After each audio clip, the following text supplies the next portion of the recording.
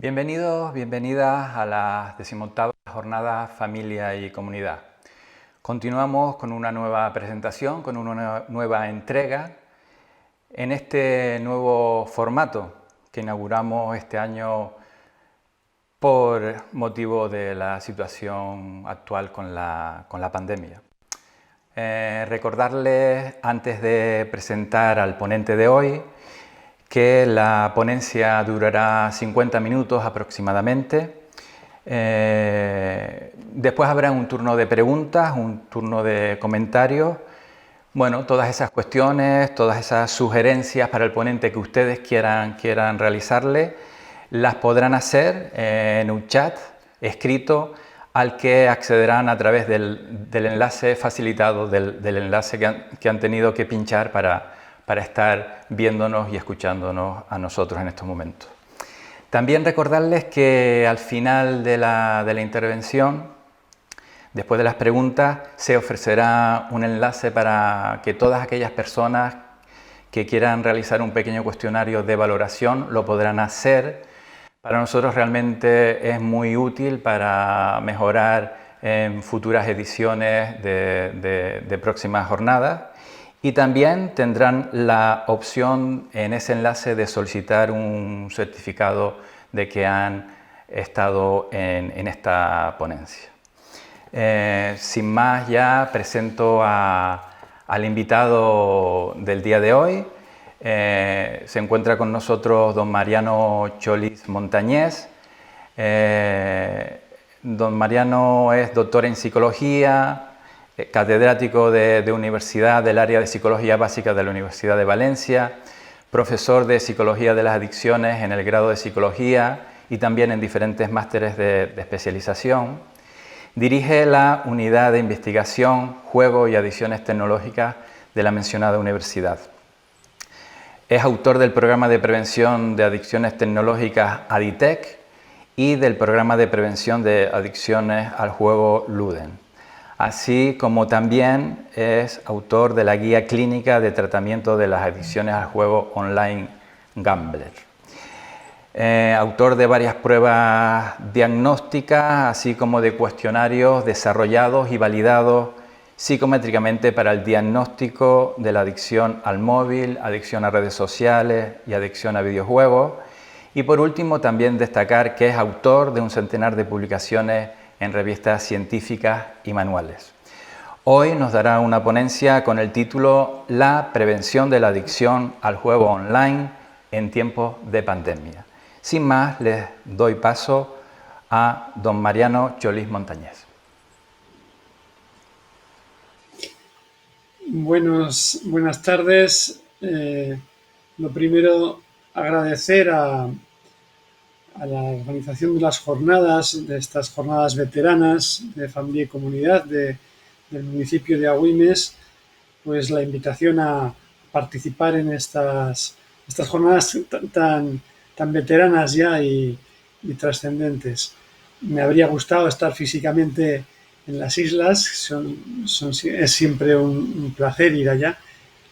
Y también quería, pues bueno, como no podía ser de otra manera, un recuerdo y un apoyo a todas las personas de la isla de La Palma, que nos tienen pues con el alma encogida en estos momentos tan difíciles y extraños, y esperando que todo se solucione pronto y de la mejor de las maneras posibles, ¿no? Bien, lo primero de todo, antes de cualquier intervención, es una declaración sobre la investigación científica. El autor de esta conferencia no tiene ningún conflicto de competencias con el sector del juego. Los resultados de las investigaciones que se presentan no han sido financiados total ni parcialmente por la industria del juego, y el autor se adhiere al Código de Conducta de Auckland sobre investigación científica en juego, del cual es uno de sus promotores y firmantes. Bien, antes de nada, comentar que estamos en tiempos extraños, en tiempos complicados por la pandemia, pero de alguna manera, haciendo de la necesidad virtud, pues sería cuestión también de aprovechar las singularidades de estos momentos históricos de prevención de pandemia de COVID, para ver de qué manera nos puede servir para la prevención de otra epidemia, que es la del juego, que es lo que voy a comentar. No voy a plantear digamos, procedimientos sobre qué hacer la familia, sino pretendo dos objetivos muy pues sencillos pero necesarios, que es informar sobre el tema y sensibilizar a familia y a comunidad sobre los riesgos y qué es lo que se puede hacer, ¿no?, para esto. Bien, antes de nada, voy a dar una serie de cifras económicas. Yo soy psicólogo, no soy economista, pero para para enfatizar y poner en contexto qué es lo que estamos en qué nos estamos moviendo, ¿no? Bien, el juego de apuestas y de azar, lo primero que hay que decir es que vamos a hablar de juego de apuestas, es decir, de gambling, no de gaming, no de una actividad lúdica, sino de una actividad en la cual las personas arriesgan dinero con el objetivo, la finalidad de conseguir más de lo que se está arriesgando, pero con el riesgo de perderlo, ¿no?, lo que se ha apostado, ¿de acuerdo? Bueno, el juego es una actividad económica que mueve en España el año pasado en 2019 46.000 millones de euros. Como veis, desde las cifras que tenemos, pues que son más o menos rigurosas, ¿no?, desde el año 96 hasta 2020, esto es lo que los españoles nos hemos ido gastando en todos los juegos de apuestas, es decir, desde loterías, tragaperras, pasando por casinos hasta las nuevas modalidades de juego online. Y aquí en esta gráfica me gustaría destacar tres momentos, que son prácticamente 3 puntos de inflexión, ¿no? El primero es en 2008-2009, la maldita crisis económica, bueno, la mal llamada crisis, que aquello fue una estafa, ¿verdad?, a nivel mundial, a nivel global, en la que, pues, si veis, en el año 2008 nos gastamos los españoles 32.000 millones de euros aproximadamente. A partir de ahí hubo un descenso bastante notable del gasto en juego. Pero llega un momento, en 2011, en el que la curva comienza a subir de nuevo. Esto es el momento en el que se legaliza el juego online. La Ley 13/2011, en el cual se autoriza, a partir de ese momento, bueno, técnicamente es en 2012 con la concesión de las licencias, a jugar a juegos online. Juegos a través de internet, juegos con el móvil y juegos también en máquinas, en salas, en bares, etc., ¿vale?, pero online. Hay un incremento bastante notable y llega 2020, año de pandemia, en el cual hay de nuevo un descenso muy acusado del gasto en juegos de apuesta, ¿de acuerdo? Bien, de esta curva, de esto que son los datos globales, vamos a distinguir dos tipos de juegos. Uno que serían los juegos tradicionales, marcados en azul, casinos, bingos, loterías, máquinas, etcétera, que hasta el 2011, como veis, son idénticos a los gastos globales, puesto que no se computaba los gastos en juego online. El juego online existía desde principios del año 2000, pero no era ilegal y por lo tanto no computaban las cifras económicas en el Ministerio del Interior, que era quien llevaba entonces el tema del juego. Si veis, pues es cuando llega la crisis, desciende, sigue descendiendo más tiempo que la global. Hay un pequeño incremento en 2004, a partir de 2004, y con la pandemia, la crisis sanitaria, en ese caso, hay un descenso brutal, ¿no?, como veis. bingos, casinos y máquinas descienden un 40%, en gran medida pues porque estuvieron cerrados durante mucho tiempo. Tanto los bares como las salas de apuesta, y limitados el aforo, con lo cual hay un descenso notable. El caso de las loterías, el descenso es menor, es de en torno a un 20%, una cosa así, puesto que la venta es más fácil salvaguardar las condiciones sanitarias que en el caso de los locales. Y en el caso del juego online, aquí lo podemos ver, ¿de acuerdo? A partir de 2012, que es cuando se legaliza el juego online, hay un incremento constante. Y ahí no hay ningún tipo de... Además es lineal prácticamente, si veis, ¿no? En la gráfica. Es un incremento notable hasta el año pasado, que serían unos 23.000 millones de euros, una cosa así. En la actualidad, el juego online ya supone más que el juego tradicional, ¿no? Que el juego presencial.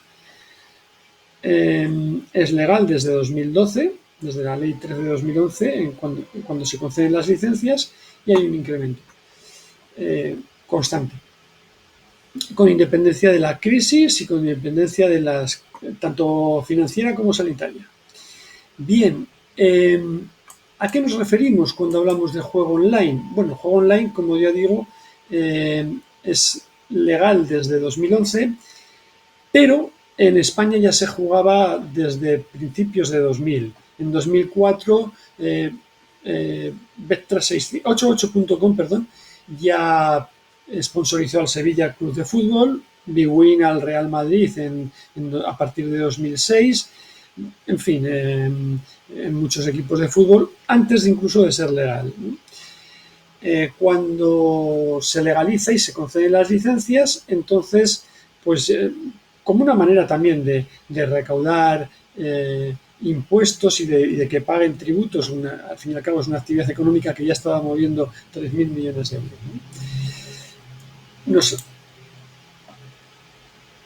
Cuando hablamos de juego online, hablamos ahí básicamente 4 tipos de juegos, ¿no?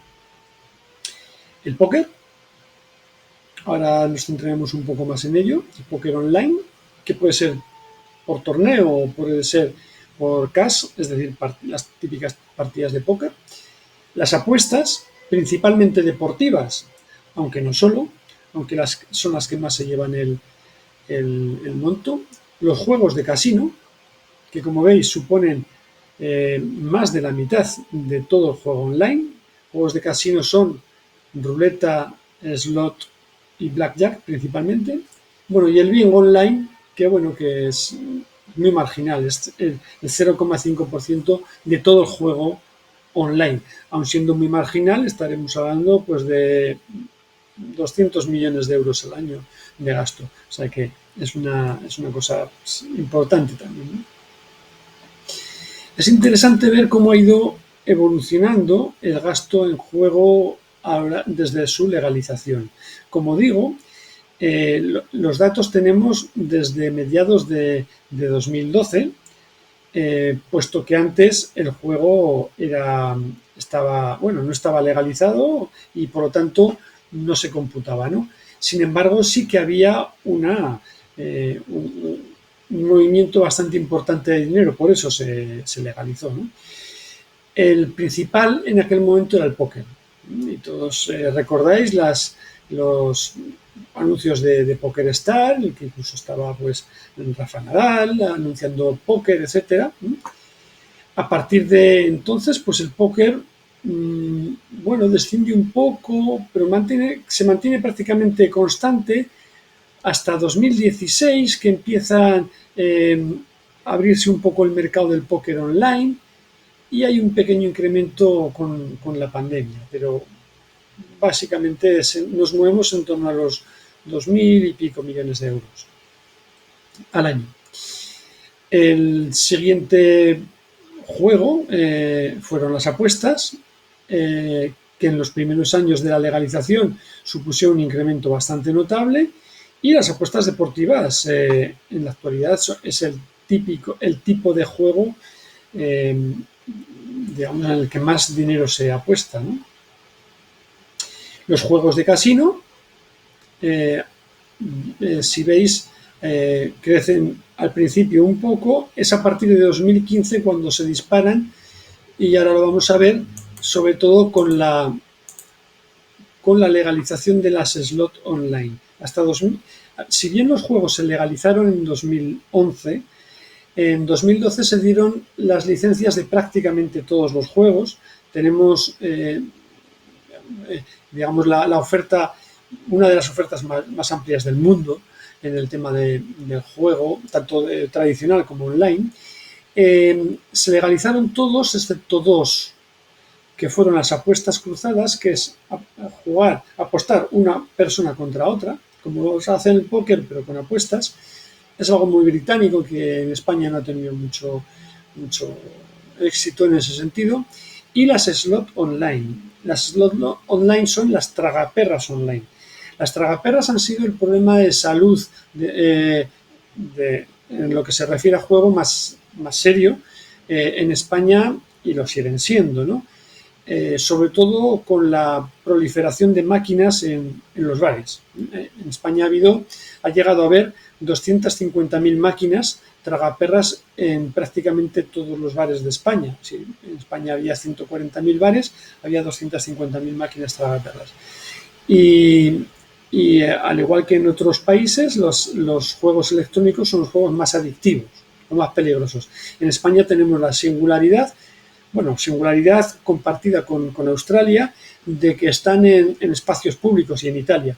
En la mayor parte de países del mundo, pues están en locales de juego, no están en locales públicos, como es el caso de España, y ese ha sido un grave problema, ¿no? Cuando se legalizan las slot online, las tenemos ya pues en el bolsillo, en el móvil. Y de hecho, en la actualidad, y como veremos, son uno de los juegos que nos van a generar más problemas de salud, seguramente, ¿no? Y después el bingo online, que se mueve en torno a los 200 millones de euros, una cosa así al año. Si desglosamos los tipos de juegos de casino, vemos que, como estaba comentando anteriormente, las slot online han tenido un crecimiento lineal y, bueno, prácticamente es una relación lineal, ¿verdad? Y al igual que las ruletas. Las ruletas en vivo también han tenido un crecimiento bastante espectacular. Son los dos tipos de juego que más han crecido. Las apuestas las apuestas deportivas son los que más mueven, pero combinados todos los juegos de casino todavía mueven más que ellas, ¿no?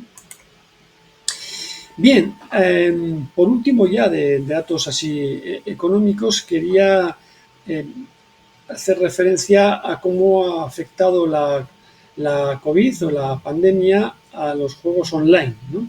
Al juego tradicional ya hemos visto que ha habido un descenso en los momentos en los cuales pues, se han cerrado o se ha limitado el acceso a los locales de juego, y eso es lógico. Y eso es una medida que también, de alguna manera, tendría que hacernos ver que es una medida preventiva, y de qué manera la proliferación, y que es algo que veníamos denunciando, el hecho de que haya tantísimos lugares donde jugar, en los bares, por ejemplo, ha sido un grave problema. En cuanto se ha restringido, se ha disminuido el juego, como hemos visto. En el caso del juego online, como los dispositivos están en gran medida con el móvil, a través de ordenadores, etcétera, pues no ha sido tan acusado los efectos preventivos de la pandemia, y en algunos casos incluso pues puede parecer que hasta se ha fomentado. Aquí me gustaría ver los primeros momentos en marzo de 2020, cuando temporalmente incluso deja de haber competiciones deportivas, las apuestas descienden bruscamente, ¿no? En cuanto volvieron a haber competiciones deportivas, pues se dispararon de nuevo las apuestas. Todos tuvieron un incremento en los primeros momentos de pandemia, todos, y después un reajuste, como podéis ver, ¿no? Excepto las tragaperras online, que tienen un crecimiento continuo y creciente. Digamos que allí no se ha visto incidencia. Llevan una promoción excesiva, a mi juicio, y eso se ve en los grandes números, ¿no? Estamos viendo, pues eso, cifras de alrededor de 520 millones, solamente las tragaperras online mueven 520 millones de euros al mes, ¿eh? Para que se hagan una idea de la magnitud. Claro, cifras tan exageradamente elevadas hacen pensar que puede haber gente que esté palmando mucho dinero, hablando coloquialmente, ¿no? Porque absolutamente todos los juegos gestionados, desde loterías hasta tragaperras, pasando por póker o juegos de casino, devuelven un porcentaje de dinero a los jugadores, a la masa de jugadores, pero siempre menor del que se recaudan. Y la esperanza matemática siempre es desfavorable para el jugador en todos los juegos, porque las reglas del juego están así. Es decir, con tanto hay gente que aquí está pues perdiendo mucho dinero, y el perder dinero y el tener deudas es uno de los indicadores que no solamente incitan son los disparadores de la patología del juego patológico, sino que también de las consecuencias graves que tiene, las deudas irresolubles, ¿no? en el bienestar de las personas. Bien, nosotros hemos hecho varios trabajos.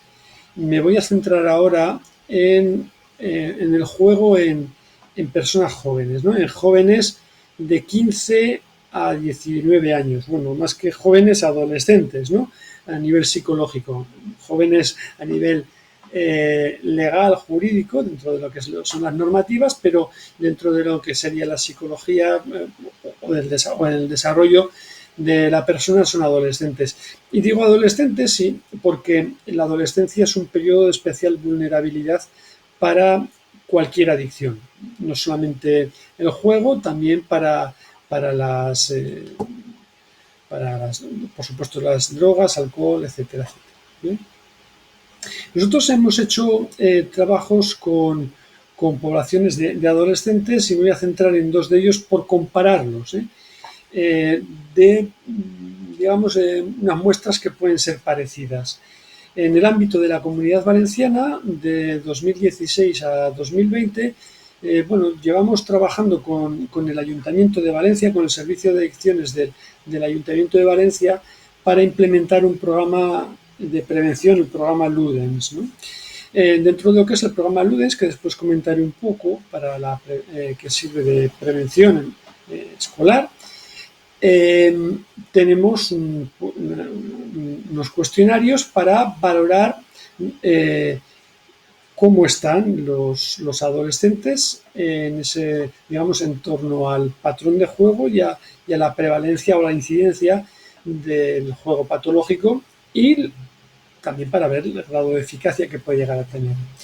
Y después hemos hecho un estudio muy recientemente, los resultados los presentamos la semana pasada, o sea que estos datos son muy recientes, en Cantabria, con todos los estudiantes de cuarto de la ESO y bachiller. También había ciclos formativos, es decir, eran estudiantes de secundaria, muchos de ellos, pero la totalidad de los centros educativos de bachiller y cuarto de la ESO, ¿no? Es un estudio que ahí se implicaron bastante el servicio de adicciones, al que tengo que agradecer también la implicación. y lo vamos a comparar porque serían comparables tanto en edad como en nivel educativo. De las dos muestras, la única diferencia sería el momento en el que han sido, en el que se ha pasado, ¿no? el programa. La Comunidad Valenciana antes de la pandemia, porque cortamos antes de marzo de 2020, y en Cantabria este año 2021. Vamos a ver los datos, ¿no? Bueno, en los adolescentes dividimos al grupo en menores de edad y mayores de edad. No tanto por el tema de que haya ninguna diferencia sustancial a nivel psicológico y del desarrollo, que no la hay entre uno de 17 y uno de 18 años, no la hay. La única diferencia, que en el caso del juego es fundamental, es que la Ley 13/2011 de regulación del juego prohíbe a los menores de 18 años participar en juegos de apuestas, ¿no? Con lo cual, los menores de edad, a diferencia de los de 18 años, la única diferencia que tienen es el acceso al juego, la facilidad de acceso al juego, y de nuevo para ver de qué manera las facilidades de acceso al juego lo que hacen es no solamente que las personas dediquen más recursos, tiempo y jueguen más, sino que también puedan llegar a tener más problemas de juego, ¿no? Bien, a pesar de que los menores tienen prohibido juego, tanto en una muestra como en otra, han jugado alguna vez en la vida.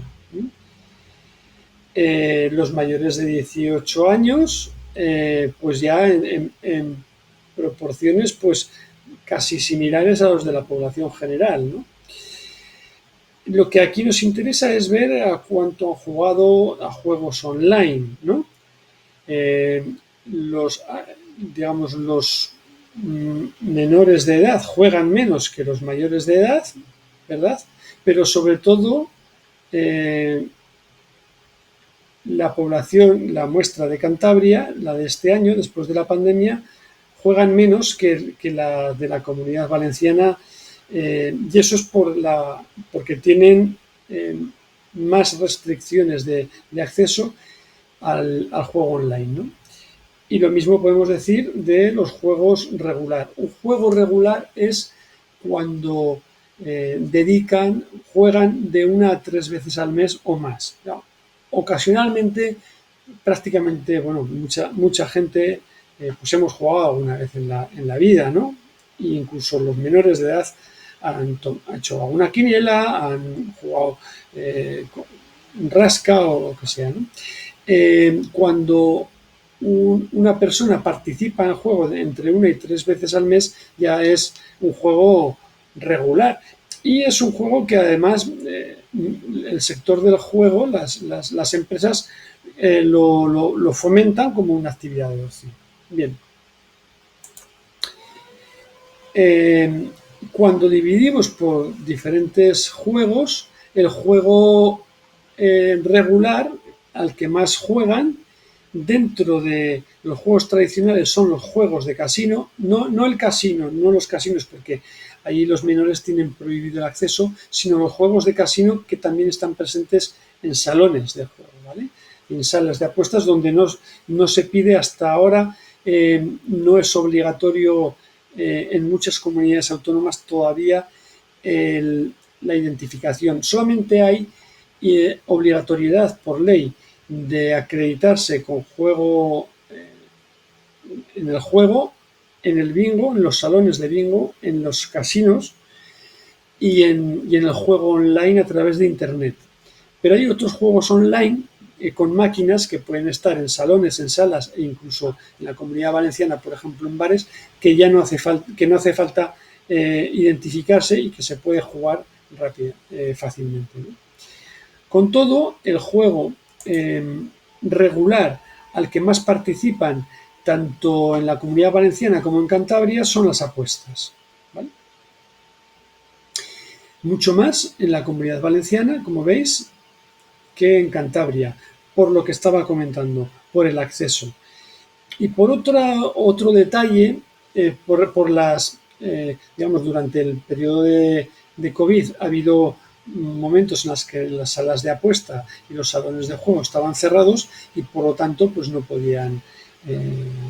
se podía participar y solamente quedaría, digamos, la internet, digamos, ¿no? En la Comunidad Valenciana, además, hay otra singularidad, que es que, al igual que en Galicia, en La Rioja, en el País Vasco, en Navarra, en la Comunidad Valenciana hay máquinas de apuesta en bares. Ustedes en Canarias no las tienen en los salones de juego, en las salas de apuesta, pero no en los bares. Hemos visto que las salas, digamos, los bares es la principal puerta de acceso al juego, o por tragaperras o por juegos o por apuestas allá donde las hay, ¿no? Bares, en los bares tragaperras hay en todas las comunidades autónomas, pero máquinas de apuestas solamente en las 5 comunidades que he comentado, ¿no? Y espero que las vayan retirando porque las nuevas normativas, por lo menos la ley de la Comunidad Valenciana, así lo plantea.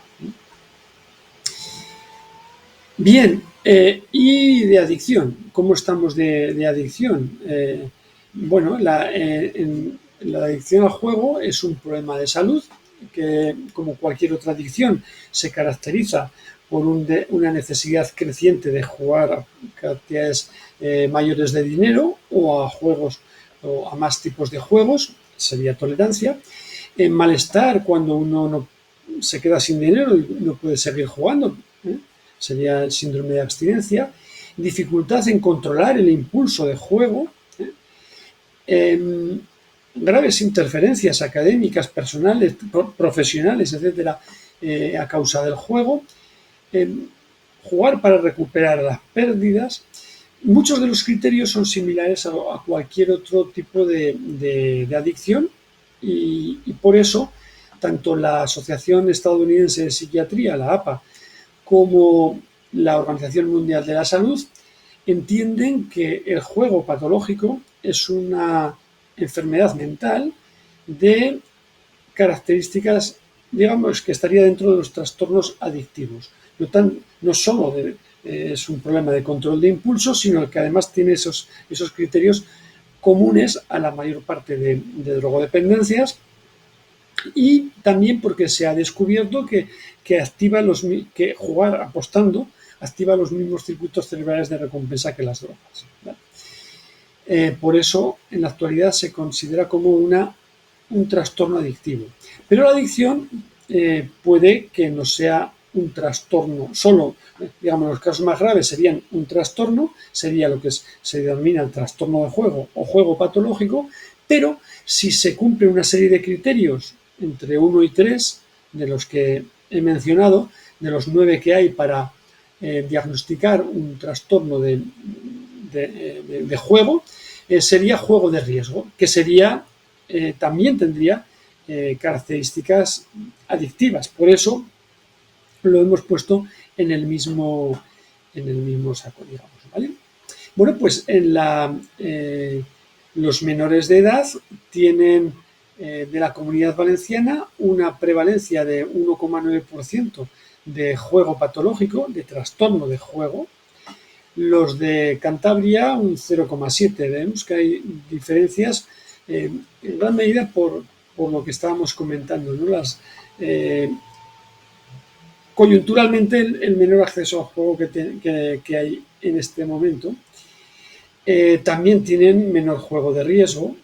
Con todo, un 0,7% es el indicador de prevalencia de juego patológico de la población general según la propia encuesta de la Dirección General de Ordenación de Juego. Es decir, estamos que los menores de edad que tienen prohibido jugar ya padecen una patología del juego similar a las que tiene la población general que tiene acceso libre al juego, ¿no? Cuando subimos y cuando los adolescentes cumplen 18 años y tienen por lo tanto más acceso al juego, casi se triplica, el 1,8% en tiempos de pandemia, un 4% en épocas previas a la pandemia. Las diferencias son estadísticamente significativas entre ambos grupos porque he juntado los datos para poder hacer los análisis, ¿no? Y juegos de riesgo estamos hablando de un 22% prácticamente. En el caso de los de antes de la pandemia, un 10% en el caso actual. Es decir, el juego es una actividad potencialmente adictiva que en quien apuesta y en quien se genera una necesidad de jugar, y cuantas más veces juegues, más necesidad tienes de jugar. Como además todos los juegos están organizados para que la esperanza matemática sea favorable a la casa, es decir, desfavorable al jugador, cuanto más juegas, más vas a perder y más necesidad vas a tener de seguir jugando para recuperar las pérdidas que has tenido. Con lo cual es un círculo vicioso. Es un círculo vicioso. En la medida en que las condiciones sociales favorezcan el juego, va a haber una masa crítica mayor de personas que van a tener ese problema con el juego. ¿De acuerdo? Van a tener el problema de adicción.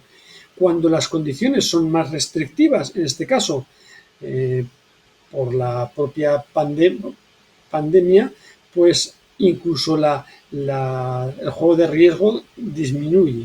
¿De acuerdo? En el caso de las personas que juegan regularmente a juegos online, la tasa se multiplica muchísimo más, ¿no? Esta es la última gráfica que quería comentar, y es que aquellos que juegan entre 1 a 3 veces al mes o más a juegos online, juegos que hemos visto, tienen unos indicadores de prevalencia de juego patológico pues muy superiores a los de la población general, obviamente. Es decir, es un juego que tiene sus riesgos para la salud. Podemos decir, este sería el segundo gran bloque, y ahora vamos a centrarnos en el tema de si efectivamente el juego en nuestra sociedad, en los adolescentes, es una epidemia. Nosotros publicamos un artículo antes de la pandemia precisamente diciendo alertando de que teníamos una nueva enfermedad que había aparecido y que tenía los indicadores de epidemia. ¿Por qué? ¿Por qué de epidemia? Porque primero es un problema de salud. El juego patológico está reconocido como un problema de salud y de salud pública, que está provocado por un agente externo. El juego patológico como salud pública lo genera el juego. Claro que hay personas que tienen más vulnerabilidad y otras que están más en riesgo, por supuesto, eso es indudable, como los efectos de la contaminación. Hay gente que es más vulnerable a los efectos de la contaminación que otros, o a cualquier otro tipo de agente externo que provoque una enfermedad. Incluso bueno, por supuesto, y hasta las propias adicciones, ¿no? Afecta a una parte de la población en un momento determinado. El juego online se legaliza en 2012. Antes había poco juego online, existía, era ilegal, pero a partir de 2012 se promociona extraordinariamente y se extiende con más rapidez de lo previsto, ¿no? No esperábamos que los menores de edad llegaran a tener un problema de adicción al juego online pues tan rápidamente, ¿no?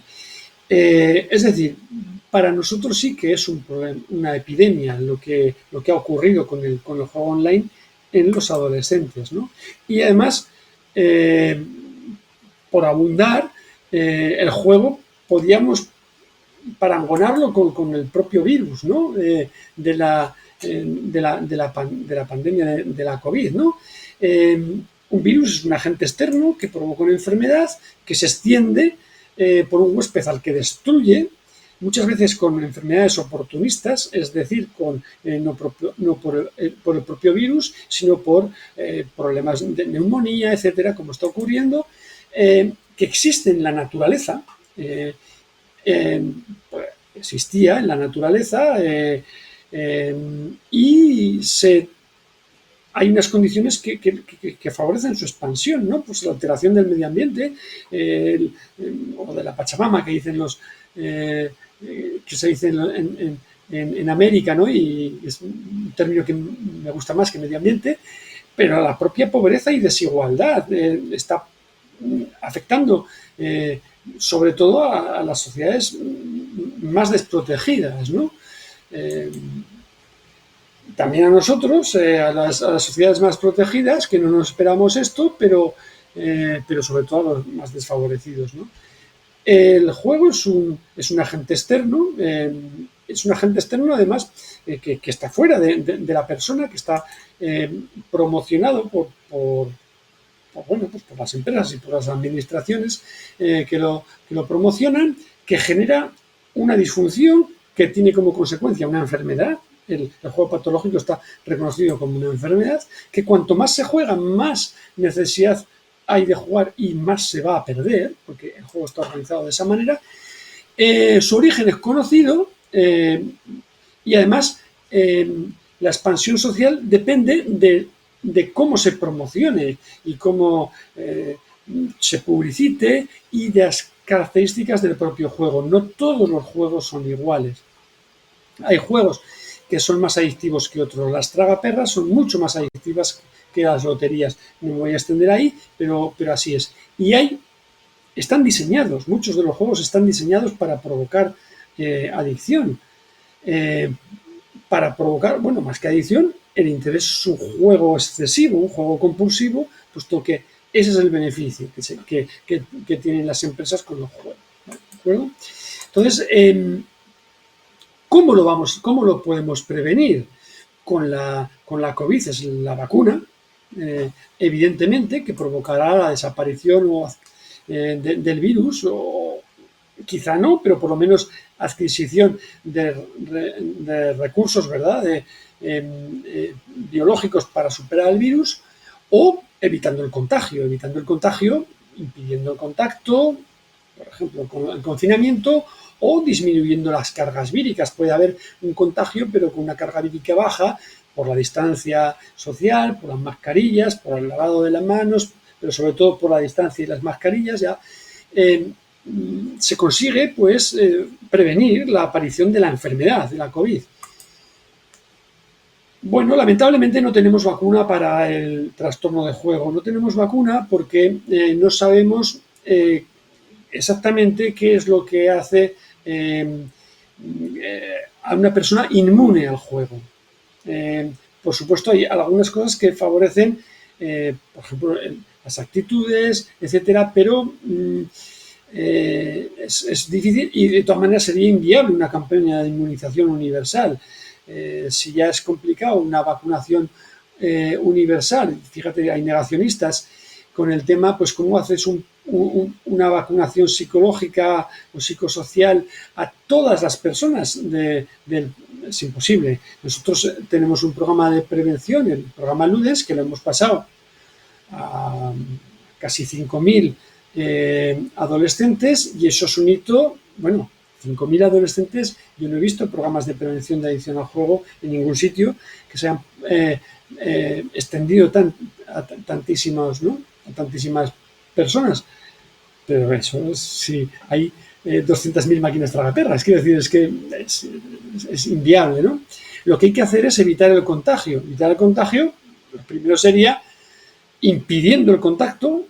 La manera más drástica sería ilegalizar el juego. En nuestra sociedad no creo que sea posible, factible. Hay muchísimos intereses, posible sí que es, ¿no? Hay países que lo tienen prohibido y no pasa nada, ¿no? Pero sí que se podían prohibir algunos juegos. Las slot online no tienen ningún sentido de ser, es un juego en sí mismo nocivo, o bien disminuyendo la carga vírica, por hacer el símil con la prevención de la COVID. ¿Cómo podemos, pues distanciando, reduciendo la accesibilidad, modificar drásticamente la oferta de juego que tenemos la oferta mayor del mundo, una de las mayores del mundo, modificar las propias reglas de los juegos para hacerlos menos adictivos, que se pueden hacer, prohibir la publicidad y el marketing, aquí se han hecho cosas, etcétera, etcétera, o cambiar las actitudes hacia el juego por parte de la sociedad, hasta donde se llegue. Y ese es digamos, la base del programa Ludens, que ahora muy brevemente, en 5 minutos, voy a comentar, ¿no? La vacuna más eficaz para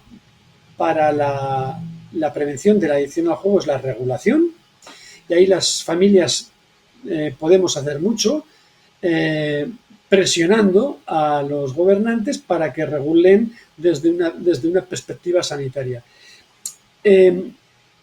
No se ha regulado la publicidad del juego hasta que no ha habido una presión social para porque digamos que el sector se pasó de frenada con la proliferación de salas y de oferta de juego, ¿no? Y de ofertas. Llegó un momento en que asociaciones de vecinos, de barrios sobre todo, y familias, pues veían que sus hijas y sus hijos están expuestos a una actividad que les estaba generando un daño y otro tipo de actividades de ocio pues estaban desapareciendo, ¿no? O no se promocionaban, ¿no? Eso ha sido el actual Ministerio de Consumo sensible a esta demanda. Y ya digo Ministerio de Consumo porque ha tenido que venir el actual ministro con su equipo para regular la publicidad del juego, que hasta este momento no se había hecho, y eso que la ley 13/2011 lo exigía antes de las licencias, pero sin embargo se estaba incumpliendo flagrantemente la ley, ¿no? La propia ley. Entonces, es decir, la mejor manera de prevenir el juego es regulándolo apropiadamente, y para regularlo apropiadamente como sociedad tenemos la única forma es presionar a los gobiernos para que lo hagan, básicamente. La otra manera es lo que estamos haciendo, actividades de este tipo de sensibilización que lleguen a la mayor parte de cuantas más personas mejor, y que cada uno en su ámbito lo pueda hacer.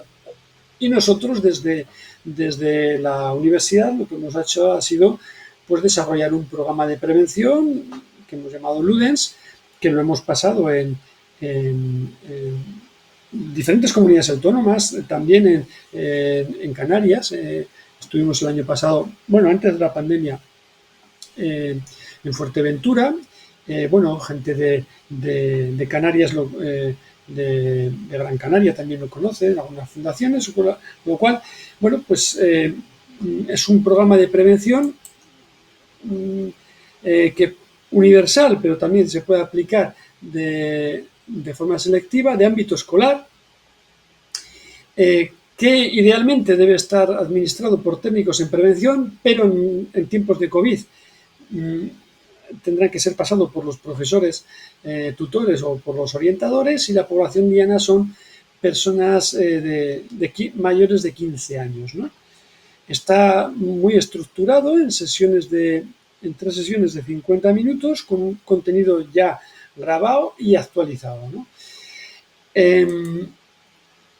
El objetivo es informar sobre cómo está organizado el juego, básicamente lo que hemos comentado aquí ahora, sensibilizar sobre el problema que puede llegar a tener el juego y cambiar de actitudes, al mismo tiempo que pautas de acción, pero no para prevenir, no hay, sino en el caso de qué es lo que nunca tendrías que hacer en el caso de que juegues, no para dar la falsa sensación de inmunidad, que no la hay, ¿no? Como ya me falta solamente un minuto, diré simplemente que lo hemos pasado en varias tandas, y que tiene eficacia en el sentido de que antes del juego, digamos, los participantes, los adolescentes que han estado participando en el juego, pues hay un descenso en la participación en el juego, tanto de menores de edad como mayores de edad, y hay un descenso en la prevalencia de adicción al juego. Esto es un estudio que hicimos en el municipio de Valencia durante 4 años. Una prevalencia media del 2%, disminuye a un 0,4% y de un 14,8% de juego de riesgo a un 9,4%. Con todo nos quedan esto, que lo ideal sería bajar a 0, pero es un programa de prevención, no es un programa de tratamiento, ¿vale? Bien, de alguna manera esto es una campaña publicitaria que no llegó a salir en los medios el año pasado porque hubo las propias empresas de juego amenazaron con ir a los tribunales si se lanzaba esta campaña, pero que a mí me parece bastante acertada, ¿no? El juego, el póker online, las apuestas deportivas, es decir, todos los juegos de apuestas tienen truco porque la esperanza matemática siempre es favorable para la casa, siempre, ¿eh? Entonces, no es ningún juego justo, ninguno, en el que los jugadores tengan la misma probabilidad de ganar a largo plazo, no. Entonces, todos tienen truco, las reglas del juego, y digamos, la idea era sensibilizar y cambiar las actitudes de la sociedad hacia una actividad que es la responsable de uno de los problemas de salud más graves, como es el juego patológico. Bien, creo que me he ajustado. Sí, bueno. Perfecto. Don Mariano se ha ajustado al tiempo perfectamente y nos viene muy bien porque tenemos aquí varias preguntas que nos han hecho llegar nuestros y nuestras oyentes del día de hoy. La primera dice, ¿ha habido algún país donde se haya suspendido o anulado la legalización después de haberse aprobado por el aumento tan significativo del riesgo en cuanto a juego patológico o juego en riesgo? Noruega en 2008, en Noruega había máquinas tragaperras al igual que había en España. En España no se pudieron quitar, se pusieron en los primeros, en el segundo gobierno de la UCD, y no se pudieron quitar, ¿no? Hizo un real decreto para eliminarlas, pero el Supremo le dio la razón a los. Pero en Noruega se vio que había un incremento bastante notable de máquinas de la ludopatía por las máquinas tragaperras y no solamente se nacionalizaron el juego, y no era un gobierno bolivariano comunista ni muchísimo menos en Noruega. Después se ha vuelto a privatizar, pero se nacionalizó el juego y se sacaron todas las máquinas de los bares. Pues bueno, se disminuyó. Bueno, es un hecho que está incluso en las revistas científicas, en Addiction, está como lo hicieron y bueno, es un modelo, para mí es un modelo de cómo se debería hacer en países como España. Como comentas esto al final, te hago otra pregunta que nos dicen, ¿hay diferencias significativas con respecto a la adicción al juego en aquellos países que las personas pueden acceder a las máquinas tragaperras en bares o similares y aquellos países que no? Vamos a ver, las máquinas tragaperras son el mayor problema digamos, uno de los juegos más adictivos. Entonces, en todos los países donde hay máquinas tragaperras, ese es el principal problema, más que las loterías, ¿vale? El problema que tenemos con los estudios comparativos entre países es que no se utilizan los mismos instrumentos de medida. Nosotros lo que hemos utilizado ahora, es una escala que mide según los criterios del DSM. El DSM es el Manual de Clasificación de los Trastornos Mentales de la APA. Hay otros cuestionarios como es el SOGS, esto es un poco más técnico, ¿no? Que entonces, que en lugar de medirlo con lo miden con un cuestionario previo que mide juego patológico, pero no de las características adictivas, sino el trastorno del control de impulso. Y entonces los datos son distintos y por eso es difícil comparar los entre países. Es muy complicado. Entonces no. Aparte que, por ejemplo, en España solamente hay un estudio de prevalencia de adicción al juego, en todo que se hizo en 2015. Otra pregunta que nos hacen, ¿qué indicadores pueden hacer saltar las alarmas en los padres y madres en relación al juego online de los adolescentes? Bueno, el juego, uno de los criterios es que todo gira en torno al juego, ¿no? Entonces, y afecta a todas las esferas. Cuando veas que, hombre, por supuesto, si ves que baja la cuenta, eso ya es evidente, ¿no? Porque además deja rastro, ¿no? El juego online deja rastro en la. Entonces, pues eso sería lo más evidente, ¿no? Ver cómo vas gastando y en qué sitio se va gastando. Pero es que además, cuando alguien está con un problema de juego de riesgo o adicción al juego, no piensa en otra cosa que en el juego, es ajeno a cualquier otra actividad que antes le gustaba y le disminuye tanto en el rendimiento como en el académico, como a otro tipo de laboral también, en el caso de que no estudie, sino que trabaje, etcétera, ¿no? Y desde luego, enseguida vienen las deudas y la preocupación por obtenerlas. Entonces ves que ha cambiado radicalmente de carácter, de forma de ser, etcétera. Y la última pregunta que nos hacen llegar es si hay estudios a nivel español o si no a nivel internacional con respecto a si hay factores de riesgo específicos con respecto al juego online que lo diferencie de las adicciones a sustancias. Si hay un factor de riesgo que nos pueda, indicar que está ese riesgo y que ese factor de riesgo no se da en las adicciones a drogas, alcohol, tabaco, cannabis o lo que fuese.